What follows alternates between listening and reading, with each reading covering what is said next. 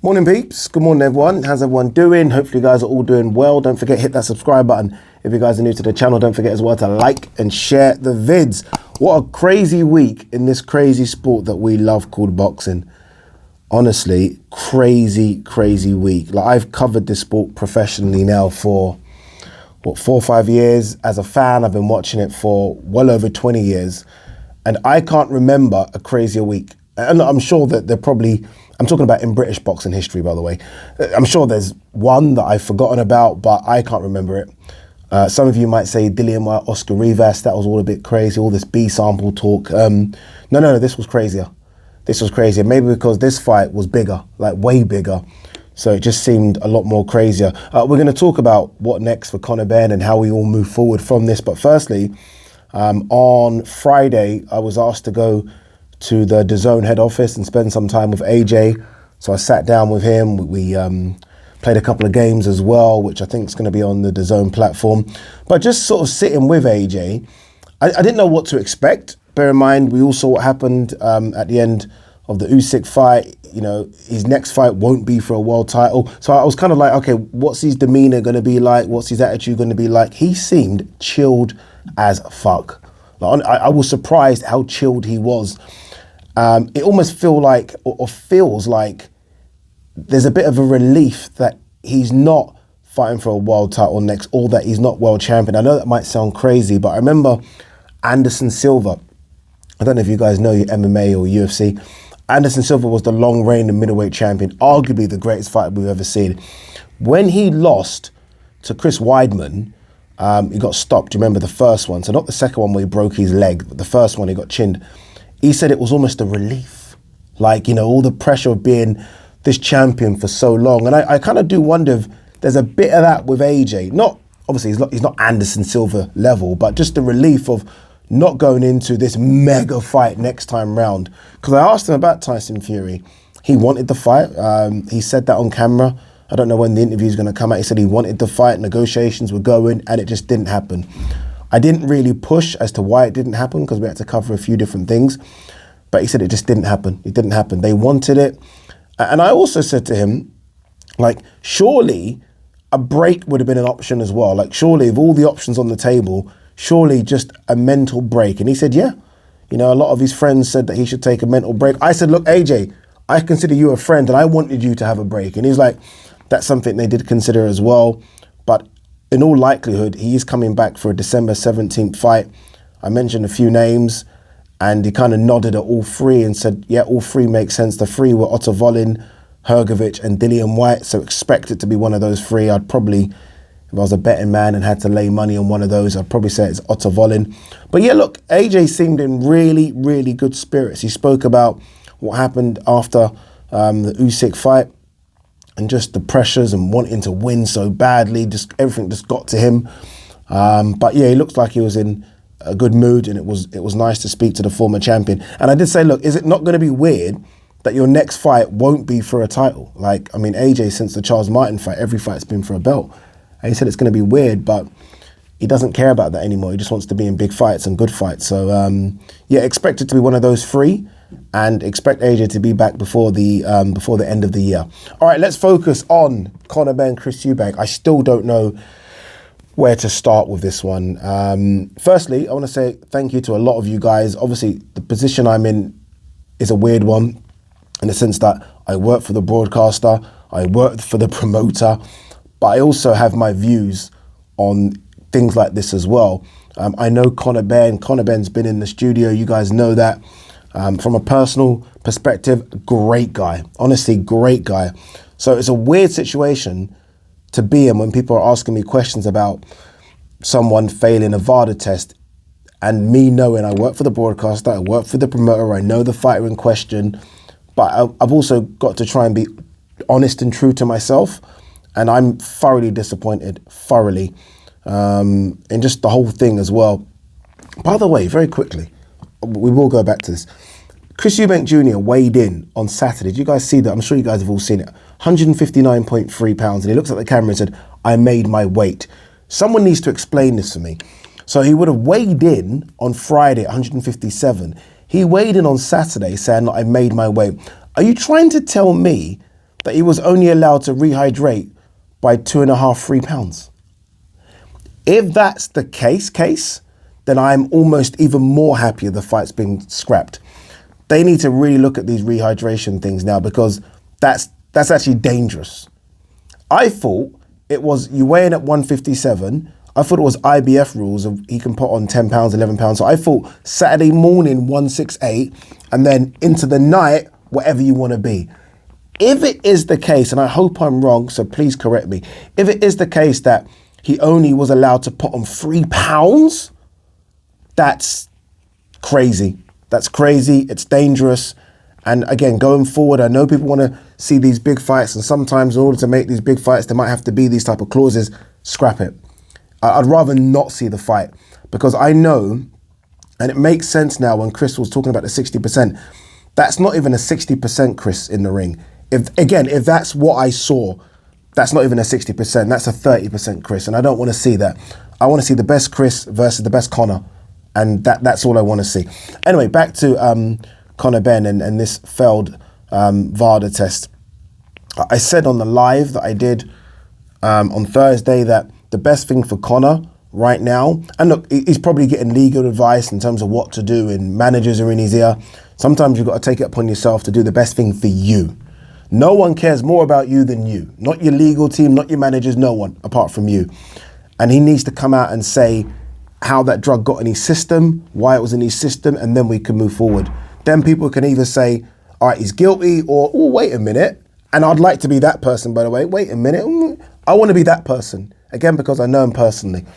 But right now, people are jumping to conclusions. People are making up their own theories. And it's getting, like, the longer we don't hear from Conor, the worse it looks. Because everyone now is just making up their own sort of feelings of how this drug got in his system. Everyone's seen that interview with this Dr. Usman, who's now become the Mr. Infamous Dr. Usman. So something needs to happen. And I think the only thing that can happen is if Conor Benn almost takes it upon himself to say something. Because now we're hearing that UKAD are going to investigate it, which is weird because obviously, UKAD and the British Boxing Board of Control are going to investigate this. And then if they do, then look, the first offence is 4 years.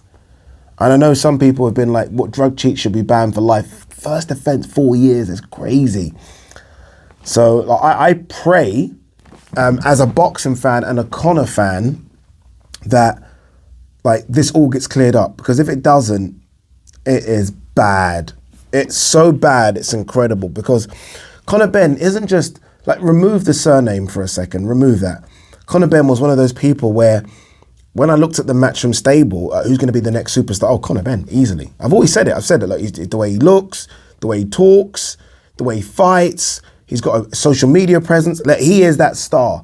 So for this to happen to the next British star is just, it's not a good look. Honestly, it's not a good look. So we wait and see what happens. I mentioned the people I feel sorry for the most are the ones on the undercard. Obviously, I feel sorry for Chris and fight fans that have made their way from all over the world. But for the undercard fighters that, I live in paycheck to paycheck, especially the ones really low down who don't have the sponsorship to kind of push them through, it's unfortunate for them, right? So hopefully they get put on fight cards sort of in the next couple of months, so that fight camp hasn't been wasted, and hopefully they can be compensated in some way as well.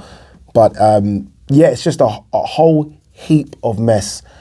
Being there at the press conference on Thursday was very, very difficult, just because I had to be the first person to ask questions to Eddie and Cali. And I'm telling you now, the steam that was coming off Cali Sauerland's head, he was livid with the whole thing. And so was Eddie, but more Cali, right? He had the favourite in this fight, right? He had the guy that had been selling it so magnificently well. Like, Chris Eubank had sold this fight incredibly well. All the 60% stuff, eating the burgers, 60% t-shirts, everything was magnificently well done. So hopefully, somehow, some way, this gets cleared up. But I don't know how it does. I'm not sure. There have been fighters in the past that have failed drug tests and have come back and have explained themselves, and I guess we kind of forget, but not the British public. If this was American, maybe so, right? Because they've had their fighters that have failed drug tests and, you know, it seems to be swept under the carpet. Over here, I know some people will point to the likes of Fury and Billy Joe Saunders, but I don't think people have forgotten about those. This just seems bigger. It shouldn't be. Like, we should have the same energy for Fury and Billy Joe and others, but maybe because everyone was excited about this fight, maybe because this fight was going to do record numbers, it was going to, you know, the O2 was sold out. I don't know, it just seems bigger. And I don't think it's going to disappear. I don't think it's a case of you close the curtains and hopefully no one speaks about this anymore. I don't think it's that. I think everyone's going to speak about it until people hear stuff. I honestly do. But look, we'll see what happens. All right, very quickly, let's see if there's any news. By the way, Sebastian Fundora won on the weekend. I haven't watched the fight, so there's no point me talking about it yet. Beat Ocampo by decision. Fundora is obviously a big problem. 154 pounds, big in every sense of the word. Obviously, he's like, what, 6'5"? 6'6"? Mass, how is that possible? Is he that big? I think 6'6". 6'6", crazy. So many fights coming up this weekend, so many big ones as well. Clarissa Shields, Savannah Marshall, Alicia Baumgardner, Michaela Meyer. That's this Saturday. I will be in Sheffield doing stuff for DAZN, so I won't even be able to watch it, which is annoying. You've got Kambosos Haney, you've got the return of Deontay Wilder, loads of stuff coming up this weekend. So we're probably going to do a few more videos to review, preview those, and obviously review those the Monday after. Let's see what it's got here.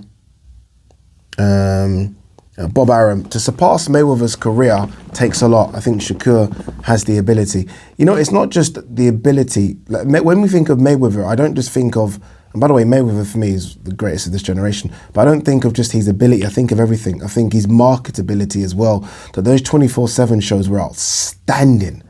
Outstanding. And Mayweather was outstanding in them. So it isn't just a case of, can you pass what Mayweather did in the ring, which I think is nigh impossible, but can you also do what he did outside the ring and combine the both? And I don't know if Shakur has that, but we'll see. We'll see what happens. Okay, this is interesting. Floyd Mayweather Jr. to chronicle a life and career with the Last Dance style docuseries, The GOAT. That's going to be fascinating because there's so much content you can pull from the years. So that's going to be great. Can't wait for that. Andy Ruiz wants Wilder, Fury, Usyk, Joshua, and then a retirement fight in Mexico. We'll see. We'll see. I feel like everyone's waiting to see how Wilder looks against Helenius. If he looks good, then, I mean, Ruiz and Usyk are going to make a play for that. I wonder, if you were to ask Wilder, who would you want to fight? Would you want to fight Usyk to become a unified heavyweight champion, or would you want to fight Ruiz, which I think is a bigger money fight in the States, former champion versus champion? Don't know. We'll see how that one plays out. Maxie Hughes eyes major fight opportunities in the US following win over Kid Galahad. That's what he wants. He wants those big fights. We'll see. I mean, the one he wants is, I forgot the guy's name. How have I forgot his name? Completely forgot his name. Fought Loma, fought Devin Haney, completely forgot his name. You guys are probably screaming at the TV now. Like, is that guy's name? I can't remember. But you know what I'm talking about. Let's see if there's anything else here to talk about. Okay, what's this one? Andre Ward. Canelo doesn't have a lot of prime names on his resume. Nor do you. Now, Andre Ward, in terms of prime names, Kovalev prime, Froch prime, Alan Green, you guys count that? Arthur Abraham. Kessler wasn't prime when he fought him. Prime Kessler was the one that fought Joe Calzaghe. What does Canelo have on his resume in terms of prime? Whether or not you rate these guys, I'm just talking prime when he fought them. Callum Smith prime, Caleb Plant prime, Lara prime, Trout prime. I'm not trying to say he's a massive win, but these guys were there. They weren't past it when he fought them. He's got a few. Golovkin first time round prime. That Golovkin was still a killer. I actually think he's got more than Andre Ward, but look, not discrediting Andre Ward, but I'm trying to say I think he's got more than Andre Ward. All right, we'll see. Anything else before we wrap? I don't think that is. Just a very quick video. Again, we wait and see what's going to happen with Conor Benn. it's a crazy situation because you know what it is right now. It's not looking good, and he's having to defend himself as well. It's not looking good on Tony Sims, is it? Like the whole thing's not looking good on a lot of people. But look, we'll see what happens in the next sort of week or so. Look at this one, Algieri on Benn's positive test. Not surprised. Sorry, I heard rumours he wasn't a clean fighter. It's all going to come out now, isn't it? He needs to defend himself very, very quickly. Guys and girls, peace and love.